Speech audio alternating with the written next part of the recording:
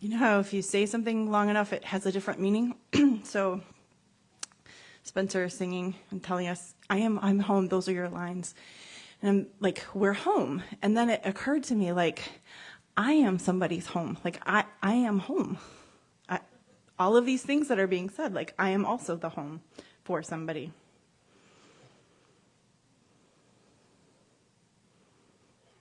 My sisters were lamenting this week that they wish that things weren't so frantic, that maybe plans could play out a little more calmly, perhaps less plans overall.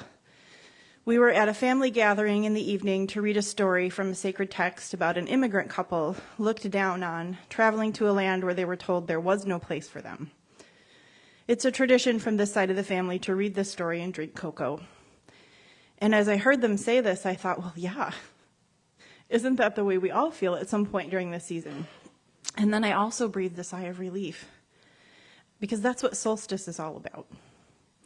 And it's really in the last few years that my family has purposely practiced in this way, that we have wound down rather than ramped up. With all the extra activities, concerts and events and second stops and third times that we've forgotten one thing that we meant to get at the store, all of this happens in a winding down fashion, with intent, with conscious enjoyment, and without a need to multitask. And it's been such a relief. Even if we've been part of solstices before, both summer and winter, and even if we don't slog back into town to participate in the light and the gathering and the sharing of food, the traditional solstice ceremony, we've actively been making it a part of our season to practice a solstice state of mind, not just a holiday, but a season of solstice. A candle in every window, soft glow of a corner house, a puzzle out to invite a settling down, practice lackadaisy, perusal and small joy, a light snap and a sip from a mug. Festive clothes can be bright, blinking, tinsel affairs, and that is fun. But they can also be subtle, soft, twinkly, Santa's daughter instead of Santa, plaids and knitted cables and layers, North instead of North Pole. Now is not the time to search out every display of holiday lights, whipping your head from left to right, trying to catch every piece as you pass, afraid that you've missed the house on the left as you take in the one in your window. Take the time. Spend a night just driving around, hot chocolate in your to-go mug. Take a second time around the block, maybe the opposite direction around. Meander.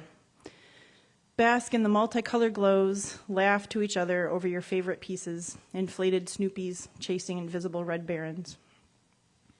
There does not have to be a rush to get everywhere, to get anywhere. If you go to holiday parties, you can be subdued. And so, may you settle in.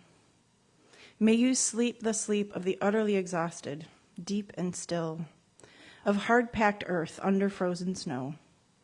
To wake up refreshed, if still tender and pale, fragile but able to break the crust when the time comes. May you find joy in menial tasks, sing softly with the tune stuck in your head, in your own octave, at your own pace, giving depth to familiarity, undercurrent to rushing melody. May it waft through your house. Find yourself of use to someone who needs you, though it be a surprise to you. And may you be lucky enough to grant a kindness to someone like was recently granted to you. May you have a moment of contentedness, and if it is fleeting, may it come again. May you be well as you can, and it be enough.